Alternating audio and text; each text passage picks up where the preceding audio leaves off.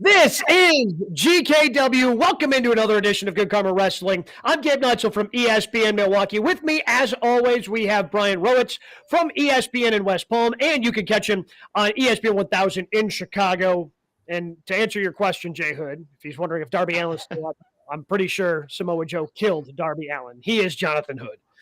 He choked him out twice. I mean, the man's got to be. He choked him out twice and dropped him on his own skateboard. That man has to be dead. Yeah, Darby Allin wants a death wish, apparently. I mean, you talk about ultra-violent. We haven't seen anything quite like that. And, of course, Samoa Joe with his patent move. You know, all these flippy guys. The best move in wrestling is Samoa Joe just slyly just moving out of the way to let guys just fall on their ass. It's the best. I love it. I mean, that was the perfect pairing, those two. Samoa Joe really likes to beat people up, and Darby seems to really enjoy getting beat up. So it was a good combo last night. I enjoyed it, and maybe we'll talk about that again coming up at the end of the show with our favorite matches of the week. Because again, yes, it was a great combination because of the chemistry they seemingly have because of the things Brian just mentioned. But also last night on AEW, and maybe you happened to miss it and you had to search it out because Spectrum was having some issues yesterday. Maybe for a half hour there, you were just kind of staring at somebody frozen from The Big Bang Theory. We don't need to have a referendum on that show again. But at the beginning of the show, we did see MJF go toe-to-toe on the microphone with the man he is going to be facing next week. And somebody who's also coming after his Dynamite Diamond as well, Ricky Starks. So my question to begin GKW to you gentlemen tonight is, if you were starting a wrestling company, which young superstar would you go with? Would it be Ricky Starks or would it be MJF? Well, the answer is MJF because right now he's the champion. And he is a combination of Nature Boy Buddy Rogers. He's Bobby Heenan and Roddy Piper. And you were talking about a classic heel, someone who can walk it, the guy that can talk it, and actually believable in his promo. And it's interesting, guys, because guys like MJF back in the day, those guys would never be considered world heavyweight champion. However, they would always be in the mix to be the number one heel in the company because they garner so much heat, right? Bobby Heenan, I've heard over the years that even Hulk Hogan has said, Heenan could have been world champion. And you're like, wait a minute, the guy that was next to Gorilla Monsoon all those years as a commentator, that guy that was a manager all those years, he'd be world champion. He goes, yeah, because Bobby could actually work, but he would never show it to you because he didn't have to do all that. He would just talk and make money that way. Same thing with Roddy Piper. Roddy didn't have to be world champion, Intercontinental champion at one point, like United States champion, stuff like that. But he was so good, again, didn't have to have the world championship. So for all those guys that never got a chance to be at the top because they didn't need to, MJF's representing those guys. And so that's why there's no question that over the next decade, MJF can be either world champion or the guy in the company. Yeah, I completely agree. And I think there is something to being that top heel. Like, to me, that seems a little bit more difficult. And I don't know if it's because, in the words of Daniel Bryan, sometimes fans are a little fickle where we can see anything get over and sort of you become a top face. Like, we mentioned Fandango a couple weeks ago in that theme song. Like, if they ran with that, all of a sudden that guy's main eventing WrestleMania or beating Chris Jericho at WrestleMania. Hypothetically, of course.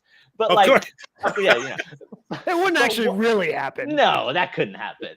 But what MJF does as a heel, makes it that much better. And I think even the fact that he leans into it so much in 2022, we had the discussion recently about you don't get the same heat anymore. You don't get those sort of same feels of a heel. But for him to say, hey, I'm not going to wrestle every week. I'm going to be a special attraction and piss off the fans even more. That shows his talent. And he is 26 years old. You can start any company around MJF and be successful. The answer is MJF, but I do want to sing the praises of Ricky Starks because he's somebody that once MJF became champ, he was kind of okay, let's try to plan out who's going to be that big babyface moment. And it's not going to come next week on Dynamite with Starks beating him. But I think the natural kind of rival that we always assumed that over the years of AEW, assuming it continues, is Jungle Boy. Jungle Boy and the progression that he's made. He's been featured in some big-time matches, some big-time rivalries and feuds. He's been a past champion. Where with Ricky Starks, he was more featured a year ago when Team Taz was still a thing. He had the blow-off feud, disappeared for a while, and he was one guy that we were calling for. Why isn't he on TV more? And what Ricky Starks has going for him, I think, so he's versatile. We see him as a big-time babyface right now. We've seen him as a heel in the past in AEW. I think work still. He gave a great promo last night. I don't overshadow that. There were some times in it where I don't know if he got lost in the promo, didn't quite know how to finish a sentence here or there. So the micro, and again, he's going up against MJF, and that's just going to be a tough comparison because MJF is so damn good on that microphone. But you see the potential. You see everything that's there with Ricky Starks. And even though I think most wrestling fans would answer this question with, yeah, of course it's MJF. With what they've done with Ricky Starks over the last couple of weeks, I don't think it's as big of a gap as it was a month or 2 months ago. Bro, it's tell the audience how old Ricky Starks is. Yeah, Gabe, would you like to make a guess? MJF is 26. I looked this up earlier because I was curious because, you want to know, say these young stars are building a company. How old do you think one Ricky Starks is? I will say Ricky Starks is 32. Wow, Gabe is really good at this. Or he Googled 1 and 2. Ricky Starks is 32. So I think there is something to that. Like, he isn't this young guy. And no, he's not old by any means, but it is interesting that. And to your point, Gabe, like, that's my concern. They have a great match next week. Ricky Starks does not win, but what's next? Like, if I told you right now they have a great match next week, MJF wins, and then when February rolls around, Starks isn't even on the pay-per-view, would you be surprised by that? No, I wouldn't be shocked by that, but that doesn't mean that's the right thing to do. Correct. When Ricky Starks is on TV, like, he stands out. This is why we were asking for more of Ricky Starks, and just because creative has nothing for him, like, creative has nothing for Miro right now. Like, Miro's been gone off AEW television for, I don't know how you don't have anything for Miro. Hell, maybe you put those two in a feud. Have those two go at it, so at least they have something to do. Figure it out. Get those guys on television more. Again, he's 32, but I mean, how old? Roman Reigns has been the top guy in professional wrestling for the last 2 years. How old's Roman? Roman's not a young spring chicken at this point either. So just because he's 32 and he's 6 years older than MJF doesn't mean that's worth a concern right now, because he still looks really good and he still has, I think, a bright future ahead of him. No, I'm not. I asked the question not because I think he's old. I mean, look at the Raw roster. Look at some of the guys in AEW. These guys are north of 40 and still getting the job done. So I'm not casting any aspersions on Ricky Starks. I'm just saying that for a guy who's 32, I mean, he just now had the promo of his life. Yep. However you grade it, it was the promo of his life. And that Austin, Texas crowd was totally behind him, because he does bring this panache. He brings this element of energy to the table when he's out there. And I loved what I saw yesterday. And for him to go toe-to-toe, MJF was going to carve him up, calling him, the Pebble, saying that he's pretty much a knockoff of The Rock. And, what I see is just a very unique guy. And it's funny that MJF mentioned his time in the NWA. When the NWA was good, I was watching Ricky Starks. I'm like, who is this guy?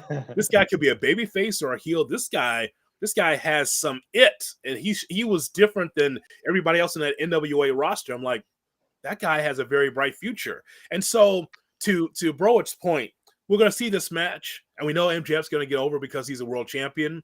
But as I think, like, after this match, don't go away from the opportunity for Starks to be champion again.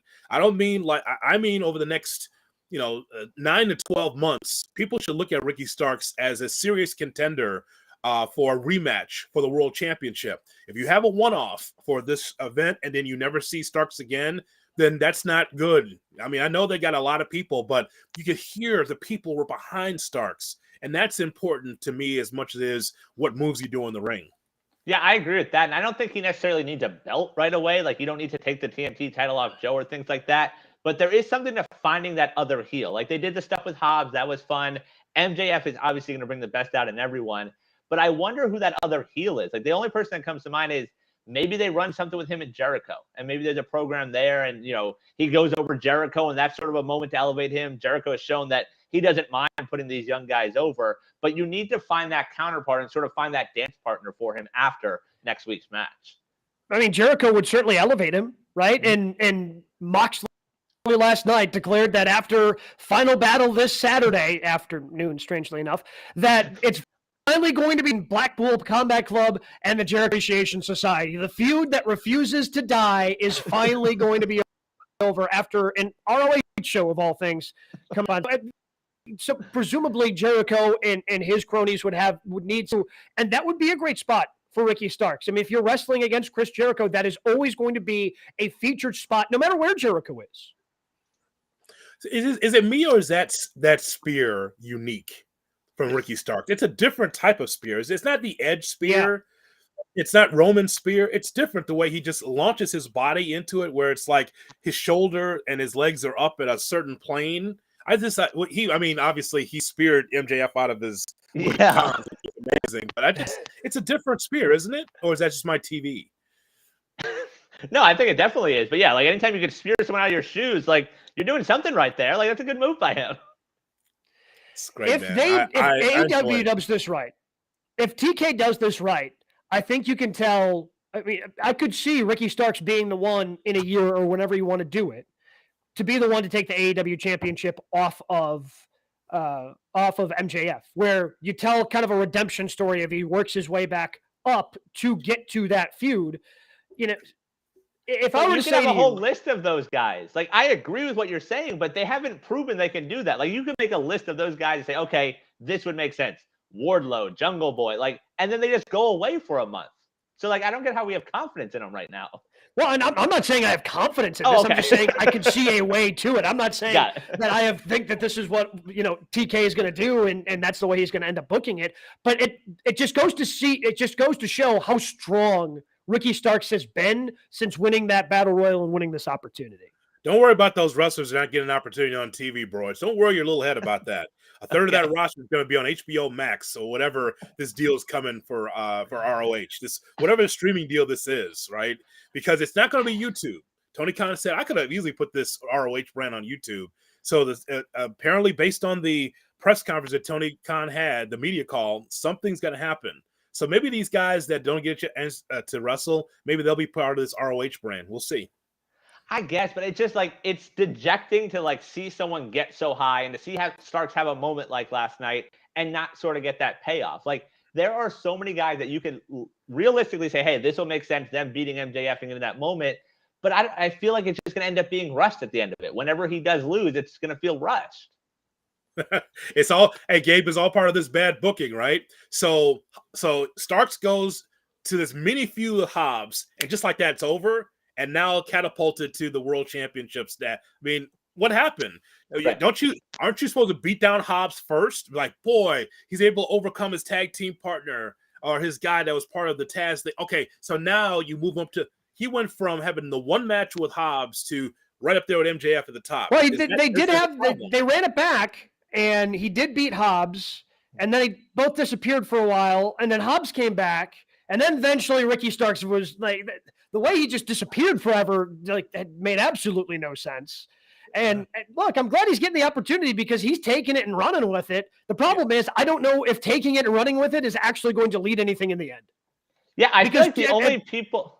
Go ahead, Gabe. Sorry. Well, I was going to say, because as Tony Khan admitted during that call you were talking about, he's not very good at like pivoting when things start to change. Like he admitted that FTR has not been on television through no fault of their own because, well, with CM Punk's foot injury, we had some plans with that and just couldn't figure things out. And like, so he couldn't pivot when this is an industry where you famously have to pivot. Turns out guys get injured in wrestling. Who knew?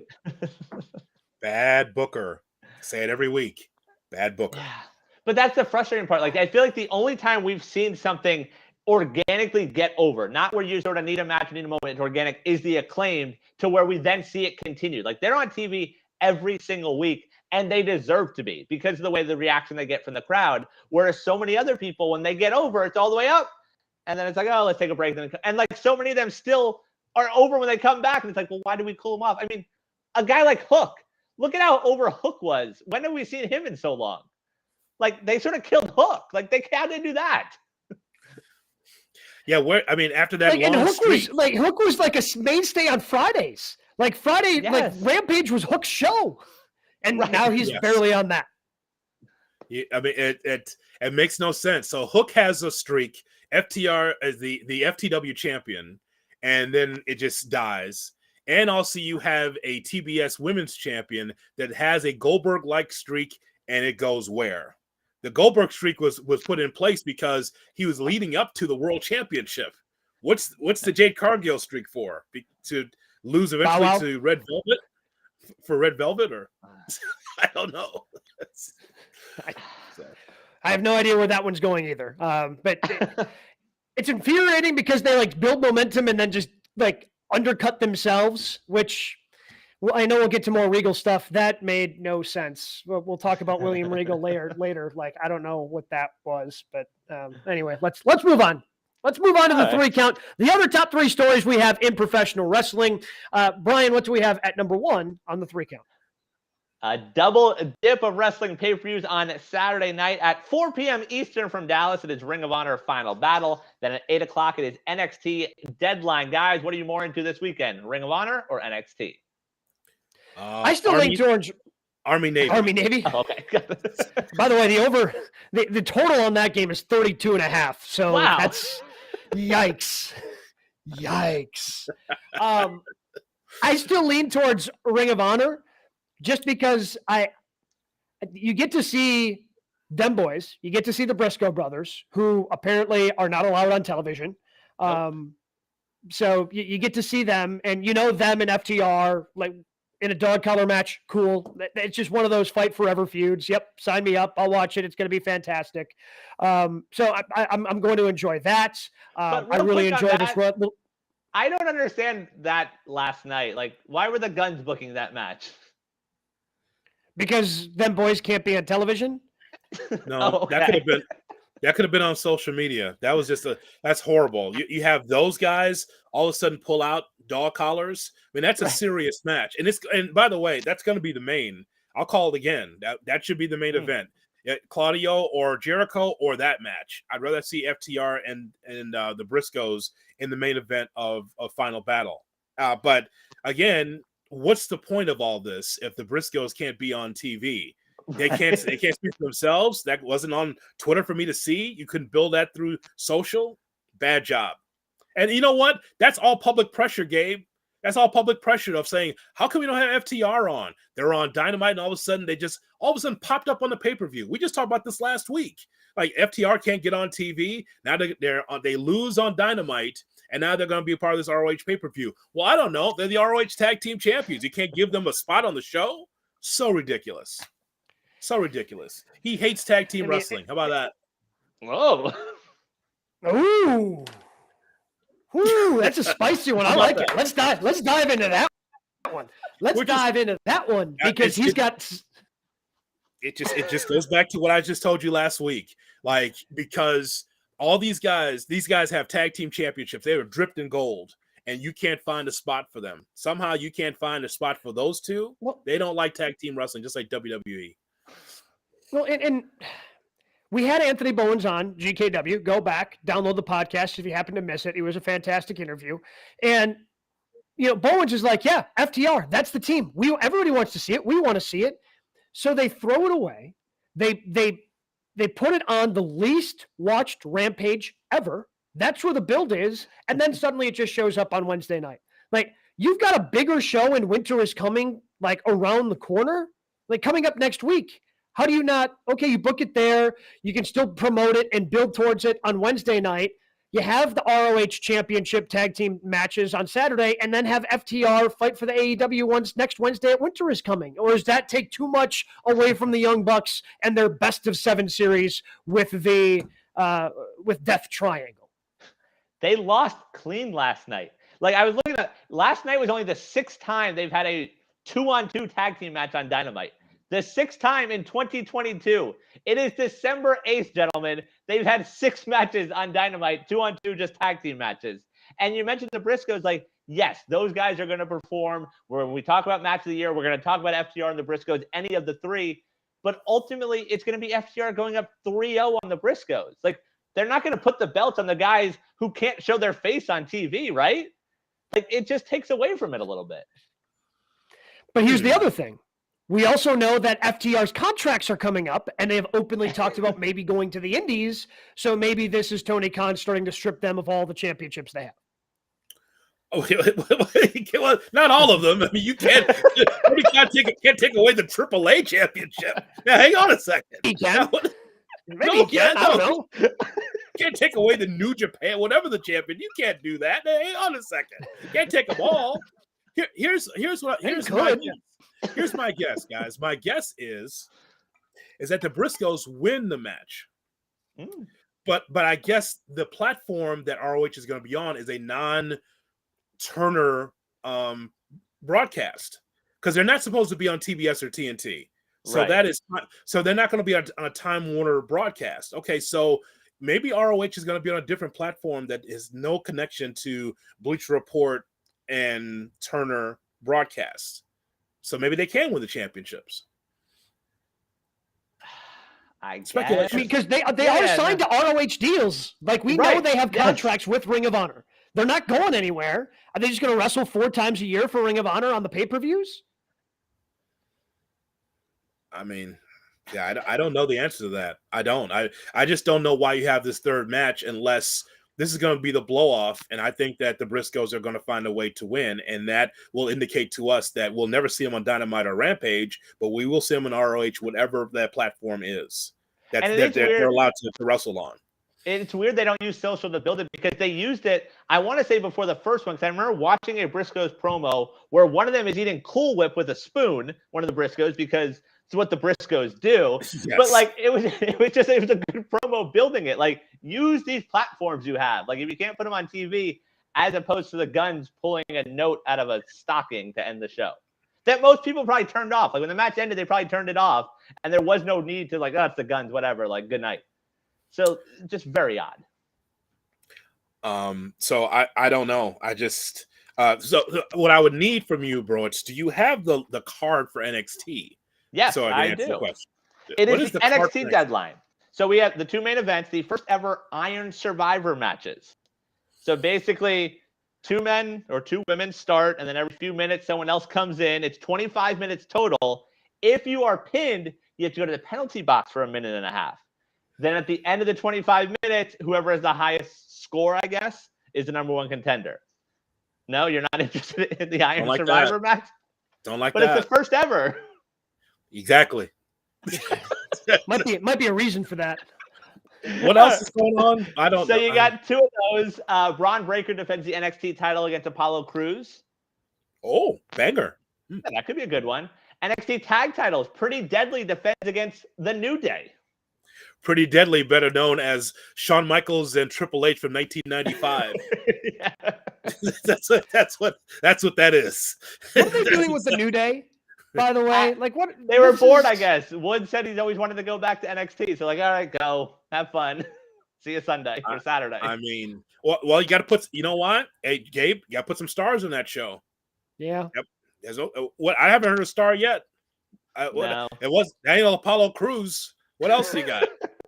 And then the only other match besides the main event, Alba Fire versus Isla Dawn, which I have NXT on every week. I wouldn't recognize those 2 if they walked in right now. If you told me you made up those 2 names, like, I would believe you. I know who Isla Dawn is. I saw her in NXT UK, and she was like a middle of the road wrestler. So I know who that is. But again, Gabe and I have put it to a vote. You'll have to watch NXT and come up with a report. I'm in. First ever. You will remember where you were when they had the first ever Iron Survivor Challenge. What is Shawn Michaels smoking dope down there? What is going on? It's like, that is just, I don't know what they're doing down there. So you're gonna watch it. You're gonna watch it, and then you're gonna report back to Gabe and I on exactly what's going on while I watch ROH. Yeah, and none of this, like, oh, I happen to be off, and then me and Jay Hood are just kind of like stuck here going, well, I know NXT had a show, but I don't know what actually happened because Rowitz isn't here to tell us about it. We expect a full report because we're not watching that. Gabe's gonna find a golf course, so he's gonna find one. He's gonna break the chains and putting it in about. I got the match. Oh, okay. Tiger Woods is playing this week. I got the match. That's right. So see, that's why. Boy, what a busy sports time that we have right now. And somehow NXT is trying to get their footing in this. And it's like, you know what? It's a turnoff, man. I don't know these people. I'm like, Apollo Crews and Braun Breaker is a great match on WWE main event.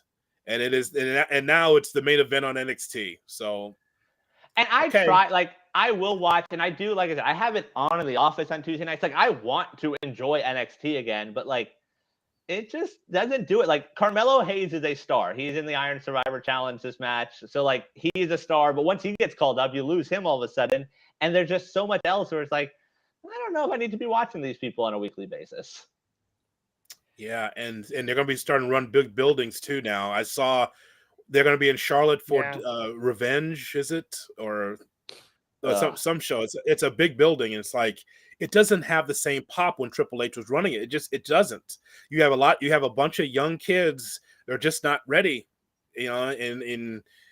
So I will be watching ROH just because I think we're going to have one of the matches of the week with that dog collar match.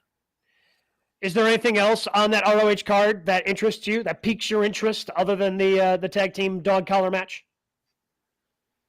Well, why run it back with Claudio and Jericho unless there's going to be a title change? And if it's not, it's not. I just wonder, why do they pick Claudio again for the rematch? Is it because Jonathan Gresham is not going to come back for his rematch because he got disgruntled with Boo Boo Face and decided to leave the company? I mean, what happened there? I don't know. I expect that to be the first match, by the way, on the card. Again, the World Championship will be I think this is going to be the first match. It wouldn't surprise me. And that's the thing. Like, the card overall is really good. Like, so Jericho versus Claudio for the ROH title, Mercedes Martinez versus Athena for the women's title, Daniel Garcia versus Wheeler Yuta again for the pure title, FTR Briscoe, Samoa Joe versus Juice Robinson for the TV title, 6-man titles, Dalton Castle and the Boys versus Gates of Agony and Brian Cage, and then, of course, the big tag team match, Shane Taylor and JD Griffey versus Swerve in Our Glory, who are going to spend 3 years breaking up. They were breaking up before they won the titles. Why won't they pull the trigger? I don't understand. I don't understand that either. Just like, maybe they just need them just for this one more time, just to finish off this card, and then in January you won't see them. There'll be some breakup, and it'll trickle over to Dynamite or something. I don't know. When these tag teams break up, again, someone has to be able to spin out and be a star. So is that Keith Lee? That's a topic in itself. Who's a star between those two? Is it Keith Lee? Or is it? I think it's both of them. Somebody's got like Jannetty, pal. So somebody's got to be. Does Keith Lee want to be? Hey, listen, if Keith Lee wants to go back to WWE, I think he's free and clear now. If he wants to, he can be back with his wife, Mia Yim. So, I mean, the money's in Swerve for me. The money's in Swerve Strickland for me. Yeah, I would guess if they broke off that Swerve would have the better chance at being the Shawn Michaels versus Marty Jannetty. Yeah. Swerve is. I would agree with that. Swerve's the truth. He is this, bro. You've seen him on the independent circuit, like at Defy and Portland and all these. Like, that guy can go. He is a tremendous wrestler.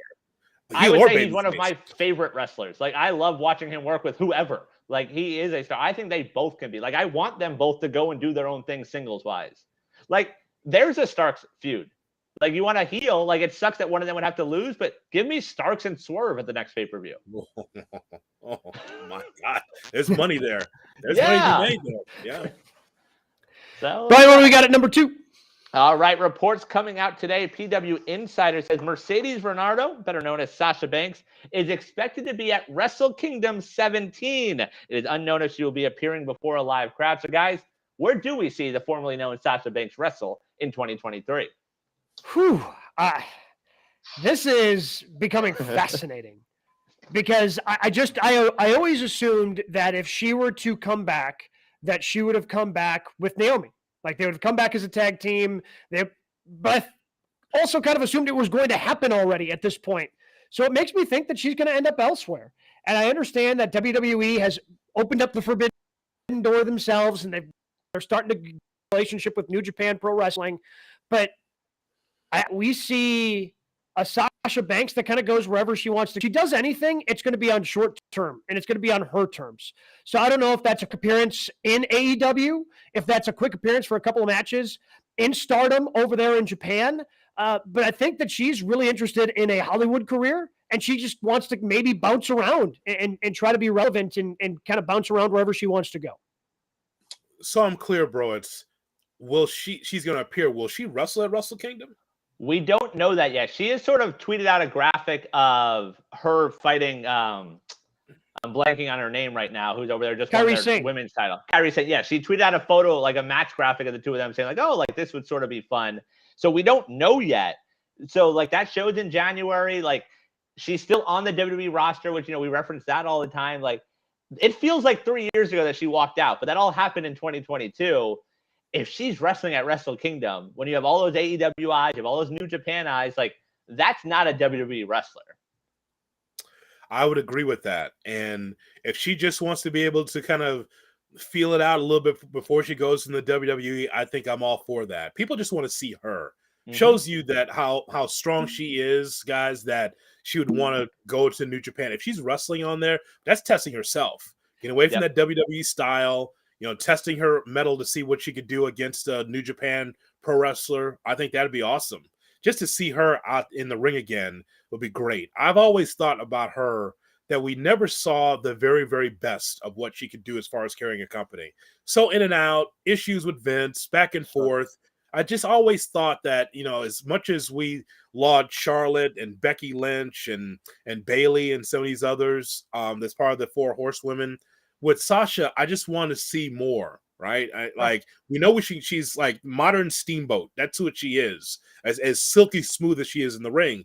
But I just want to see her on a run for people to really appreciate her without drama from the company or drama from her, to see what she can really do on a regular basis. Well, I feel like when we saw that was NXT. Like her main eventing shows, her getting that real heel heat, making children cry in the front row. Like that is when we saw her at the top of her game. Well, and that's why I think everybody just assumed that once Trips took over that she would just make her way back to WWE because she had that kind of success. Whereas under Vince, yeah, she'd have individual success and pop up. More often than not, she was getting put into a tag team that just didn't suit her and didn't abilities. She'd be kind of shoehorned. Okay, you're going to be tag team champs with Naomi. Okay, you're going to be tag team champs with Bayley. And because WWE doesn't care about tag team wrestling, they definitely don't care about women's tag team wrestling. Like she would just kind of get buried and put at the end of the card, and it just never made sense. So if this is what she wants to be happy, cool. Like we talked about this, a little while ago with FTR and them talking about maybe we'll do the independents. She could absolutely do that. If she just wants to bounce around and show up in different places and pop up for a feud here and there, I think that'd be fantastic. Well, you mentioned how much she likes doing the movie stuff. I'll throw this sort of a bonus question. Who do we see wrestle first in 2023, her or Punk? Her. Okay. Yes.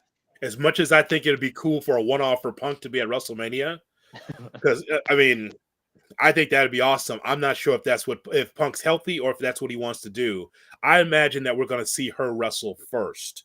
And, to answer the question, I agree with Gabe. To see her move around and be able to pick and choose the matches that she wants to wrestle, especially if it's in New Japan, I'm all for it. I mean, you get in that WWE system and you wrestle a lot and you kind of know who the ones are going to get over. Sasha will get over, sure. But I just think that to see her do something new is great. And that new doesn't have to be AEW, by the way. Notice I didn't say that. No. To do other things, I think it'll be cool for her. So, we'll see what happens. But I just love the idea of seeing her in the ring again, because when she has the right opponent, man, it's classic. It really is. Well, to that point, I think she can do that. And I agree. I don't really want to see her sign with AEW, but those one-offs that we've seen, Juice Robinson signed now. We saw him randomly show up Cardona a year or two ago. Her showing up on a Wednesday and just having a banger with Jamie Hayter, I'm good with that. I don't need to see her every week. I'll just go there, do the match, do 20 minutes, and all right, see you somewhere else down the road. Yeah, if she showed up for a month leading up to Double or Nothing that led to a match with Britt Baker, yeah, cool. Let's do that. That'd be awesome. Something that you haven't seen before. Who in WWE is left for her to wrestle that we haven't seen before? That you want to see? I guess I should put that out there too. Yeah. Because I was gonna make the Rachel Rodriguez joke, but nobody wants to see that. So I understand. Yeah. I mean, I would want to see Candice LeRae, but I don't think that's something that gets the time of day. No. Even under Trips? It just feels like there's too many other people above them. I love to see that on NXT under Triple H. Yes. I don't want to see it on a white mat on Raw for 10 minutes. I don't want to see that. I want to see it on a pay-per-view or something meaningful where it's like, wow, that's a banger, and they got time to do it. Right. See, that's why I miss the old NXT, because these matches like 15, 20 minutes, and these guys had an opportunity to really show what they can do instead of the time constraints now that you get on television. You know, if that match ever took place, I'd want them to go as long as they could to get to provide a classic. Yep. Would there be any money in her and Ronda? I don't think she's done anything with Ronda, but I don't know if Ronda is really the star she was when she first got to WWE. Money to do what? All right. That answers the question. Answers the question. What you know, as great as Sasha Banks is, right? Ronda will find a way to F that up too. Like, Shotzi Blackheart, like every match, man. Every match is like it's just botch city. It's every time, like you know, it's like Ronda, we're giving you this platform, and it's a Vince vision that has not worked out. Yep. It just hasn't. She should be in a tag team with her counterpart that's also a former MMA star. Shayna Baszler. With Shayna Baszler. That way you can hide Ronda. It's amazing that Shayna Baszler is ahead of Ronda Rousey. The money's actually in Shayna Baszler, but it's like, you know, she's washed. We've seen her. We know what she can do. She actually has improved. And you don't have to worry about her dropping someone on their head. Right. You know, or making an egregious error in the ring. Whatever you think of Shayna Baszler, if you don't think that she's money, all I know is that she's safe. I know that she's not going to embarrass the company. It's a hybrid MMA kind of style that I think works, and she's over. She's earned a right. And all the money is in Ronda Rousey for what? She had one of the greatest debuts I've ever seen. When she first came out there, I'm like, wow. And then I saw Bad Bunny do it. I go, oh, anyone could do this. Yeah, I feel like that hurt expectations. Like, because they hit her so well in that match, like, all right, this is going to be good. It's like, oh, no, I don't think it's actually going to be good. Yeah, right. I mean, it was an awesome debut. It was an awesome debut. And then it's like, oh, Logan Paul could do this. Oh, Bad Bunny could do this. Oh, Floyd Mayweather could do this. Oh, anybody could do it if you train them. Oh, okay, good. What do we got at number 3, Brian? Dave Meltzer reporting this week that talk backstage in the WWE is about The Rock winning the Royal Rumble in 2023. Remember, he ended the 2015 Rumble with Roman Reigns. So, guys, would The Rock winning the Royal Rumble be the right move? I'm going to have to say yes, because to me, you have to keep the tradition of Royal Rumble, gets that shot at the championships, gets the opportunity to main event, and maybe it's just one of the championship. We've talked about maybe splitting up because you have 2 nights of WrestleMania, but at least getting a shot at one of the championships at WrestleMania. I really enjoy Money in the Bank. I love what they've done with that, but they diminished it this year when they decided to have Austin Theory go after the U.S. Championship. If it's going to be Roman and you're not going to take the belt off of him, which I don't see a path of taking the belt off of him before WrestleMania at this point. If it's going to be Roman and it's going to be The Rock because you can get Dwayne and that's where the money is, then to me, you have to have Rock win the Royal Rumble. It's the only way, because you just can't do, oh, you win the Royal Rumble. Here's Gunther. Here's your Intercontinental Championship opportunity. You can't do that. The Royal Rumble is too big. It's too important. So to me, it has to be The Rock if that's what you want to get to for Mania. My answer to that question is Cody healthy? Cody available? Who knows? That's why I don't know. Like, would The Rock winning the Royal Rumble be the right move? Sure, because The Rock could be number 30, be able to get it done, and then be in WrestleMania. That's when everyone's waiting for. And if you're going to do this, by the way, guys, I could be wrong. I feel like January 1 or whatever the first Raw is, we should be getting some rumors about this, like real strong rumors, because if Rock just shows up out of nowhere, just dumps a guy over the top rope and wins the Royal Rumble. So this is Rock and Roman. And so now you got to build like the bloodline against The Rock. Like, how does this all work? And again, I always ask the question, Rock doing that, is he doing that house show in St. Paul? Is he coming through? Is he taking that bag and doing some of the house shows? No? Okay. So then I just, I guess all three of us have been trying to kind of circling around this, trying to figure out like, okay, so if Rock takes on Roman, does Rock win the championship? And if Rock does win the championship, is he going to be like Brock Lesnar and we never see him? Like, whatever you want to say about the world championships is that if Roman doesn't wrestle on Raw or SmackDown, at least we see him. Right. He's almost there every other week doing promos. Can you say the same for The Rock and his busy schedule? I don't know. See, that's the thing. Like, that's why I would say no, because you can have The Rock show up 2 weeks before Mania and say, hey, I'm challenging Roman for the title, and you're still going to get the same reaction at Mania. You're still going to get the buys. You're still going to have people wanting to be there. We talk so much in the show about WWE not building up credible contenders. The Rumble is an amazing opportunity to do that. And if you just go with a part-timer and one of the older guys, and The Rock is on a different stratosphere, I'm aware of that, then you're still not building anybody. Like, yes, you might get him versus a young guy in the end, but everyone knows once he comes out for that Rumble, he is winning that Rumble. So I think don't give that opportunity away. You don't need the Rumble to get The Rock into the main event. Is there any way possible that Rock would get booed a la Rey Mysterio when he came in at 30 and he wasn't Daniel Bryan? Do they have to? Because I think the expectation has been since Cody Rhodes arrived, Right. oh, maybe he wins the Rumble. And this is even before he got hurt. Since he's gotten hurt, everybody looked at the timeline and went, ooh, Rumble. So if Cody Rhodes isn't, to me, if Rhodes isn't healthy, you have to make that abundantly clear if you're WWE that, hey, Cody is not going to be here. So there isn't any expectation that when he doesn't come out and it's The Rock instead at number 30, he doesn't get booed like Rey Mysterio got booed or like his buddy Roman got booed. And they tried to save him from the booing by bringing The Rock out back in 2015. I don't think that The Rock will it's The Rock. I don't think he'll get booed because he has not been around the company in a while. Like if that was Edge, then maybe. Because he keeps coming in and out of the company, right? And I love Edge, but I'm just saying, like, he's been around in and out of the company. So yeah, that may not work. But I think it's The Rock and it's new and fresh for a lot of fans that have not seen him in a while. So I don't think it'll be a negative reaction to The Rock. But I think, again, the confusion is that, and by the way, let's go back to something that you said, Gabe, a couple weeks ago, like regarding Austin Theory. You said, like, so how come Austin Theory didn't go for the world championship when he had Money in the Bank?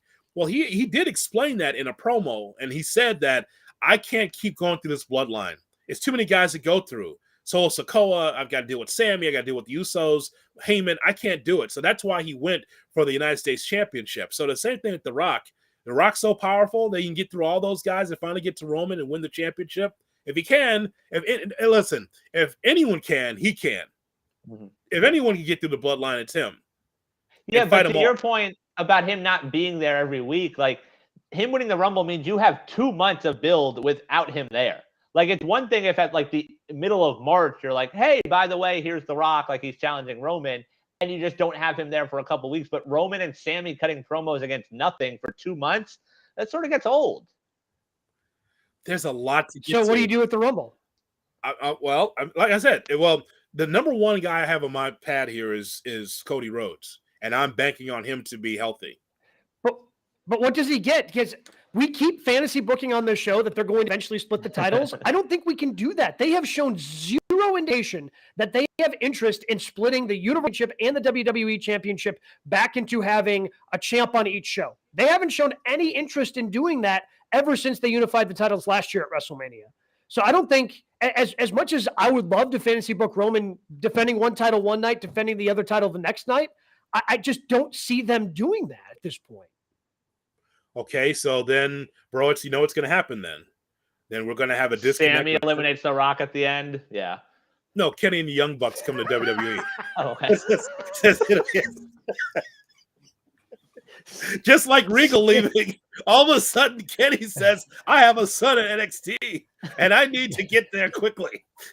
So I mean, look at the roster. Like, as long as Triple H has been in charge, I know that he's pulling his hair out if he had any hair. It's just like, okay, what do I do with this? Who can I make, right? That's not 40 and over. Like, who's the next guy where I could say, let me build up these contenders. And you look at this roster, and it's like, Gunther, no, he's the Intercontinental Champion. Austin Theory, not ready. He looks at Kevin Owens, maybe. But how many times we already saw Kevin and Roman Reigns, and so Sami Zayn, is he gonna turn or not? Like, it's got to be confusing for him because he doesn't have this influx of new talent coming in saying, I come from a different company and I'm going to challenge Roman, and you believe that you beat Roman. There's nobody that's out there that you can say that's going to happen. Tanahashi coming over? I mean, who's coming over? There's no one. Like, that's the thing. They've been through everything. Like, and that's the weird part. And that's why, like, you almost have to make that back call to The Rock and say, hey, we sort of need this. But in this scenario, Rock wins the Rumble. Rock possibly goes over Roman or doesn't go over Roman. You start anew after Mania. There still isn't a star. Like, they're in the same boat, if not worse, in April. So, like, how does that improve anything? It's the curse of the storyline. As good as it's been, and as good as it's presumably been for making money in WWE, they're having a hell of a time trying to figure out how to end this one. And I could see The Rock potentially winning, right? Like, okay, this is for the head of the table. I'm the biggest movie star on the planet, so Usos, you're siding with me. Fine. Roman, you can have Sammy. Sammy can see you have him. I've got everybody else. I can see Rock. I can see a storyline. But again, would Dwayne be around for that on the build where he can potentially pick those guys off and convince them that they should be in his corner versus Roman's? I don't know. But if it is going to be Rock versus Roman, to me, Rock has to win the Royal Rumble because I just don't want to diminish. And look, they did a fairly decent job of explaining why Theory went after the U.S. Championship. It was a better reason why Regal decided to be Blackpool Club for life last night on Dynamite. Certainly a better explanation than that. But I don't want to diminish whoever wins the Royal Rumble. Like, that still needs to be pointing at the sign. That still needs to be, I'm main eventing. I'm challenging for the biggest prize in WWE. You know what I can't wait for? I cannot wait for the steam out of your ears because I know the Rumble means a lot to you. I know that's your, even more so than WrestleMania, Gabe. I know that you love the Rumble. 100%. If they screw this up, boy, I'm just going to lay out and just let you just scream into a mic for 40 minutes because I know it's important because it's the impetus. It's the next level to find out who's going to be able to be in the main event. It just, what you laid out for us just moments ago was like a good hybrid of like 1998 WWE booking and 2022, in which you had the Bloodline and then you have The Rock being able to say, no, I'm the head of the table, right? But that's again based on The Rock making the loop, right? Like, yeah, like that's the idea of The Rock saying, okay, I'll make all the shows. Yep, I'll see you in Topeka. I'll be there. But he's not around, so you can't build that. He can say he's the head of the table, but you can't be the head of the table if you're never there. It's an empty chair. I will promise you this, J Hood. If they screw up the Rumble, I will do a solo special GKW right after. Like, Brian's giving me the keys to the kingdom, man. Like, I've got access. Sorry, Cleveland. Sorry, LA. Sorry, New York. I will jump on it and I will yell that Saturday night of the 8th, and I will let everybody they screw up the Royal Rumble. I may be a little intoxicated, but I'm going to do it.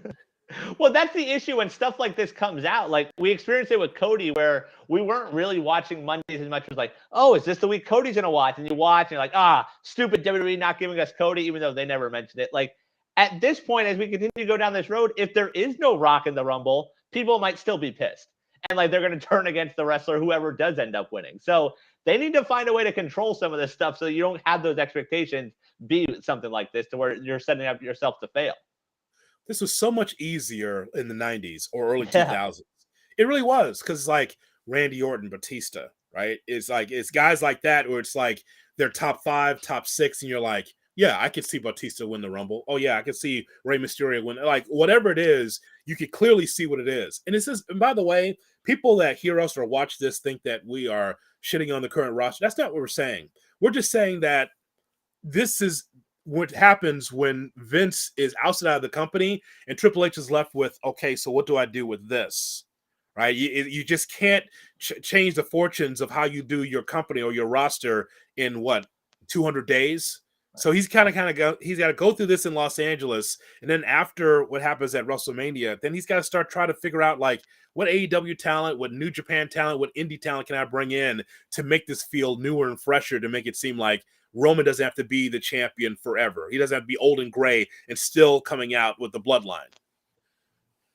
Still pointing the finger to the sky. We Just the come out ones. 7 years from now. We the ones. Please end this. Somebody, please. I beg you. You know, we talk all Brian, this what do we about have? Roman. Yeah, you talk all this about Roman, and I'm still frustrated that the tag team championship situation is still stagnant in WWE. This is fine with the Usos. Can I get some serious contenders? I mean, they had a good match on Raw, but that's not what I'm talking about. If you cared about tag team wrestling, I'd see real, true tag teams be serious contenders for the Usos. What about them? They've got a legacy going themselves. They've held it longer than anybody in the company's history. Yep. Brian, what do we have in news and notes? All right, talk of the town. Tony Khan yesterday on the Ring of Honor media call says that William Regal asked for his release to be with his son in the WWE. It was granted. Regal will not appear on WWE TV in 2023. Last night on Dynamite, he had his farewell promo, which was basically from Beyond the Grave, is how Tony Schiavone spun it. What in the Sam hell was that? What was that promo? Like, what?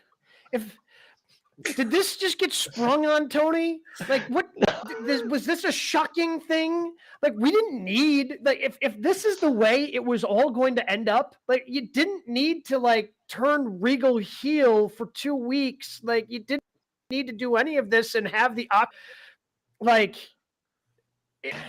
don't know how it's like in dodgeball when the coach comes back to give like the speech as a ghost. That's pretty much what it was. He was just like, bye-bye, Blackpool Combat Club. All right, we'll see you guys later.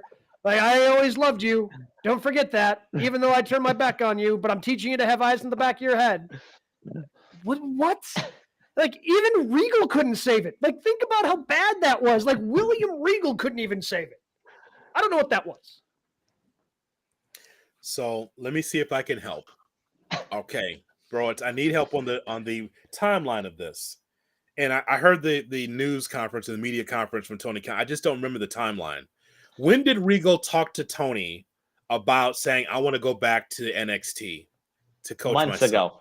Months ago. Okay, so you had plenty of time to figure this out. Yep. Did Khan think that he could be able to convince Regal to stay? If they talked about it months ago, they said it was like a 90-minute conversation. I remember that in the conference call, right? They said it was a 90-minute conversation. He says, I want to go back and coach my son. Ultimately, the real reason probably for Regal is, oh, Vince is out. He fired me. Triple H wants me back. Okay, I want to go back. Okay, so if they talked about this months ago, and yet you do this to get the belt off of Moxley, you know there had to be some kind of story to try to figure this out. Now, again, we talked about this early in the show. Media, social media pressure, because everyone saw that being bullshit. Like, what's going on? And then the whole Bryan Danielson holding them back. I mean, this is like 1985 on the broadcast yesterday. Like, Danielson's still with Regal in the hospital. I'm like, I would have believed that when I was 10 years old watching wrestling. Okay, the idea that Regal and Danielson are still, so Danielson's still there with the one boot, right, and the one knee pad, and still in his gear from a week ago. Right? Is that? I mean, that's what they try to paint to us on Dynamite. Like, he's still there at the hospital. Like, okay, Tony, that's right. They're still at the hospital. Like, it's syndicated TV for back in the day. Okay, so what I don't understand is that if you were going to grant Regal his release, and I heard Tony say, I had to think about it. I wasn't sure if I was going to do that. Still, you couldn't get the belt off of Moxley any better than that with Regal. Well, yeah, that's the thing. Like, it feels like the easy solution would have been, they had the discussion in October. You could have done almost the exact same angle, but have MJF write off Regal the week before the pay-per-view, and then Mox is just so enraged, and that's why he loses at the pay-per-view. Like, the fact that you still put him in the main event and was such a big part of the main event to where you needed the other week, like, it makes no sense. They had the discussion in October. Khan also acknowledged that he was surprised Triple H tweeted out that video of Regal saying War Games. Like, he was surprised by that. Oh, that was a middle. No, that was a middle finger to Tony Khan. Like, so Regal wanted to come back, and you let him out of his deal. Oh, we'll just put him on our platform then. Saying War Games. Tony Khan is a moron for allowing that to happen. Like, like Vince would have never let that happen. Oh, you want to have breach of contract? Well, I'll sue you, right? Right. But no, you let him go because I want to work with my son. And Triple H says, ha, ha, ha, and put middle fingers up. Is like, look what we did to you. You gonna let them keep messing around with you, Tony? You gonna let this continue to happen? Unbelievable. That's twice now. Yeah. And it's weird because like he gets so upset about things. Like we've heard him be vocal about, WWE running pay-per-views on the same day as some of his stuff. Like, and then he does something like this. And maybe it's more of like, he had family health issues. So he was talking about like how that was sort of relatable for him, like wanting to spend time with family. And maybe in his eyes, it's like, hey, if I do good by Regal, maybe someone else wants to come here because they hear that like I take care of my guys. Like that's the only logic I can sort of think of with that. Yeah, ultimately, I think it was, clearly to me, he thought he could convince him to stick around because that's the only explanation of what's happened since Full Gear. Like it's the only thing that I can make sense in my head, that he thought he could keep him, realized he couldn't, and then we get this cockamamie thing that's happened the last couple of weeks. The Moxley face after that video played was just priceless. He goes, okay. So anyway, so now moving on, next week on Dynamite, like after you got screwed from the World Championship, you watch the video and then everyone has this perplexed look like, that's the explanation? Okay, we're moving on. Is Danielson still BCC? The BCC is still around. It's still a thing, apparently. Yeah, is Danielson still a part of it? He never really was. He never wore the gear. Okay, right? fair enough. I mean, you're not wrong. That's how I'm going to remember it in history. Like you never wore the gear. You never wore a hat, never wore a t-shirt. All the other guys did. They had hoodies. It was a cool look. He never wore one. So I felt like he never really was part of the Blackpool Combat Club for me. Elsewhere news and notes, it was revealed this week, December 26th, there will be a new Ric Flair documentary on Peacock. Flair says on his podcast that this one is a, quote, far more accurate depiction of himself than the 30 for 30 we saw a couple years ago. Want to yell at Shawn Michaels? Hey, this time you can't say that I don't know if he knows who Richard Flair is. Is that what he's doing? Like, that was the most powerful thing to me in that whole doc was when he's like, this guy Richard Flair is, like, because he just became Ric Flair and he's the gimmick. Like, that was like the powerful, sad moment of that. And I don't know if that's what that Rick was upset with, because I see HBK. He's promoted as being in this one too. I don't know what he had a problem with the 30 for 30. It was fantastic. No, the 30 for 30 was an accurate depiction. Tax issues, spending a lot of money that he didn't have, issues with his marriages. It was accurate. Now, what Rick's trying to say is it's a little bit more current because it talks about his son, Reed. Yeah. I saw like the 2 or 3 minute trailer. Like it is more recent how he almost died and his rehab and come back to the ring. So it might be accurate as far as it being updated. But what I think ESPN did was just fine. Thank you. It was exactly what it was. And Rick was he was enjoying it until he heard what Jim Ross said. And he had heat with him, had heat with Shawn Michaels. And so he was sensitive about it. But your life is your life. Your career is your career. So this will be good as well. I think it'll be as good or maybe even better than the 30 for 30 from ESPN. I do look forward to this one ending with the promotion of his next final match. Oh, God. Please, no. Rick, no. I beg you. Buddy. Against Jeff Jarrett. There you go. Who continues to be on TV outlaw. Every week. Speaking of possibly retiring in pro wrestling, Dustin Rhodes this weekend at an independent show says 2023 will be his last year of professional wrestling. Still will coach, but his last year in the ring. We'll see. It's professional wrestling. Everybody unretired. Even Shawn Michaels unretired. I'm not saying that the Saudis are going to give, they're dying to see Goldust unretire him the way they did HBK, but like it's pro wrestling. At least 7 retirements. Yeah, there's a Goldust run coming, going back to the WWE. There's no doubt about that. Man, I remember Dustin Rhodes when he first came in the scene, like in the early 90s. It was like, oh, it's Dusty's son. He's not going to be any good. He really was the natural. That guy was smooth for a guy that's 6'7", the way he moved around the ring, taking on Arn Anderson, teaming with Barry Windham. I mean, I've always respected Dustin Rhodes. And then the whole thing with the whole Goldust character, that was a rib on him, just like Dusty and Polka Dots. They're like, oh, we got an idea for you. We want you to look like where we're not sure if you're a man or a woman. And it was just like these overtones that were very uncomfortable for its time, but it's all part of the Attitude Era. And he got it over. Yep. Because he didn't have to, and he did. And so hats off to him. If it is the end, then hats off to him. But almost everything that he's done, he's been able to succeed in and get it over. Yep, and I hope we sort of do get a farewell with him, because like every time we see him in the ring, we saw him with Punk this year, like he can go still. So I'd love to see that. And finally, AEW announced this week, Juice Robinson is now All Elite. He will be on the Ring of Honor show Saturday, competing with Samoa Joe, the ROH TV title. Cool, I guess. Like, it's a good match. No, he's really good. He's really good. But like, again, it goes to I just cannot wait till they actually split this ROH thing, because you get announced as All Elite, and now you're on the ROH pay-per-view. Right. It's weird. Tony Khan is finding all this information out over the last couple of months.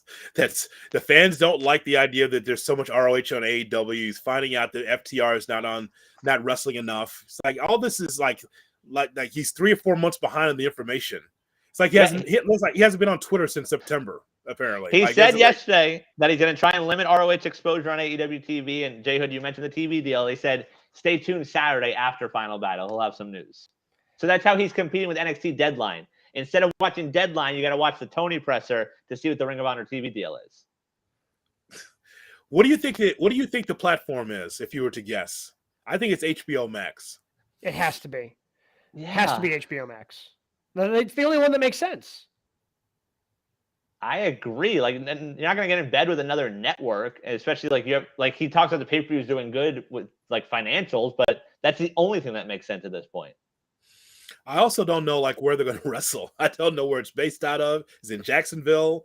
They have a road schedule? I have no idea what this is going to be. I like the idea he's taking it on to give talent extra exposure. I have no problem with that. But just don't book it so haphazardly, right? That's the whole thing. That's my whole thing. Like, I'm glad that men and women have another place to work, but just make it seem like, it's something that we can watch where just the booking is not so scattershot and just all over the place. Yep. So there you have it. So we've reached the point of the show. We got to give it away. What is your match of the week? I got a couple. I think anytime we see them in the ring, it's special. It's FTR and the Acclaim. Like, it was a fun match last night. It was weird from a crowd standpoint because I feel like they didn't know who to cheer for, because both those teams are so over and there was no storyline behind it. I thought that was good. And then Monday, I really enjoyed Bayley, Asuka, and Rhea, that triple threat. I was hoping Rhea won. Like, I think Rhea is a star and maybe deserves a run. Like, she should be the one to knock off Bianca. But that triple threat match was really good on Monday. So FTR and the Acclaim was the best match I saw over the last 7 days. I thought that Ricochet and Santos Escobar was outstanding. If you have not seen that, people, go back and watch SmackDown. That was an outstanding match. I'm sitting there watching the NBA on one TV and I'm watching SmackDown on the other TV in a bar in Des Moines, the hotel bar. And I'm just like, wait a minute, this matchup is pretty good. Another Blue Moon, please. And so I'm watching that, Gabe, and I'm having fun watching those two. That was an outstanding match. And the 1-star Usos against Riddle and Owens, I thought was a really good start to Raw. Where was Raw? Was Raw in Washington, D.C. on Monday? Yes. What city was it in? It was that crowd is rotten.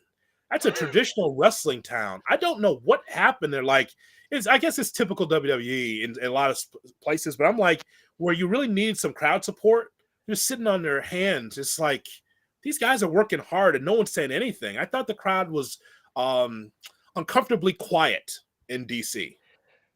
So I almost missed out on the Escobar versus Ricochet match because I forgot that it was on FS1 because they had the Pac-12 championship game on Fox. So I am going to, anytime it is on FS1, I'm going to do my best. And it's more of a reminder for me, but also for our fans, that if you have your DVR set for SmackDown on Friday night, it will not switch over to FS1. You have to record it yourself. It will not automatically do it.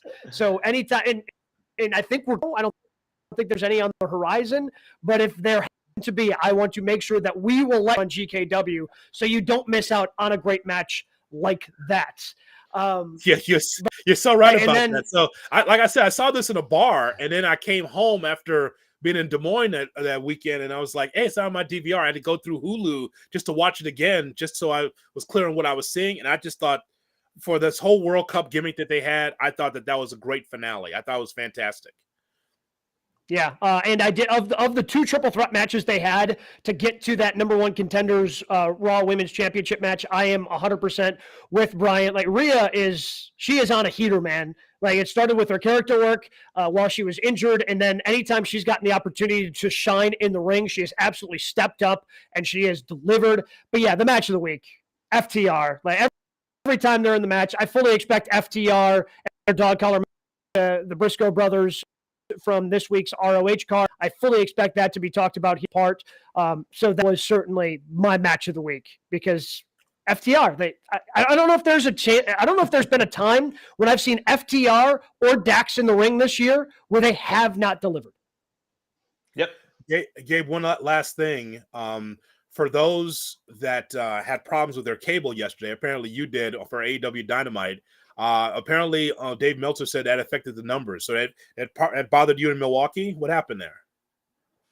Yeah, so I went back on because I just had it on the DVR. So I went back to watch it, and for the first half hour, just a guy frozen on the screen from the ending scene of because it's always Big Bang Theory on because it's CBS, and so I missed the first half hour, missed the Rumble match or not the Rumble match, but the Battle Royal, the promo that was cut against, MJF and Ricky Starks. So luckily they do post it. And if you have your cable subscription, you can go back on TBS's website and you can watch it. It's very easy to access. So it's always a little bit tougher with WWE programming. It's not like Fox does that, but TBS does. So very fortunate to go back and I had to rewatch that first half hour because Spectrum all over the country apparently were having that issue. And I don't know what the issue was or why it took them a half hour to resolve it, but it did. And again, you can go back and watch it. And you did miss a lot. I mean, you missed a big chunk of the show, especially the World Championship angle that they told on that show. Right. But you can go back. If you happen to miss it, you go to tbs.com with your cable subscription, log in, and you'd be able to go back and watch it. And so that affected the numbers, right, bro? Yeah, they said 30 million homes have that cable company. So, but back-to-back weeks now in the 800,000 after also the lowest Rampage ever last Friday. So sort of see what happens these next few weeks. Hey, we have a very special interview that we did just recently, Gabe. We got to tell the people about.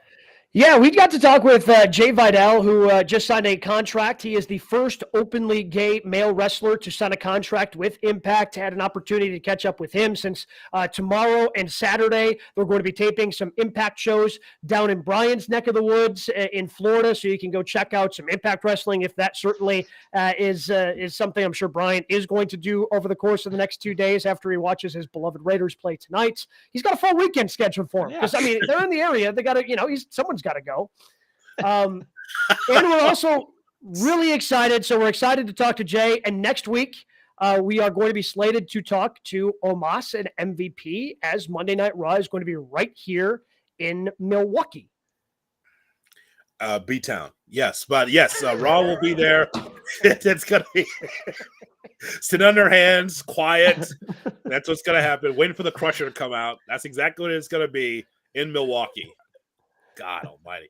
You going or no? You're not going. So I did get tickets as part of this, so I think I might go. But don't wince when you say that. Say it with your chest. For God's sake, it's Monday Night Raw. Yeah, it is Monday Night Raw, but watching it in person with all the breaks that they have, like house shows are better to go to than Raw at this point, live. Yeah, well, good luck. They're going to SmackDown to Chicago. I'll be watching from my couch. Yeah. And I couldn't believe me. But we're excited. We're going to have some great guests next week. We're going to have some great things to talk about. Of course, a couple of premium live events or pay-per-views, whatever you want to call them, to react to next week. Always things going on in the world of professional wrestling, and you can always catch it right here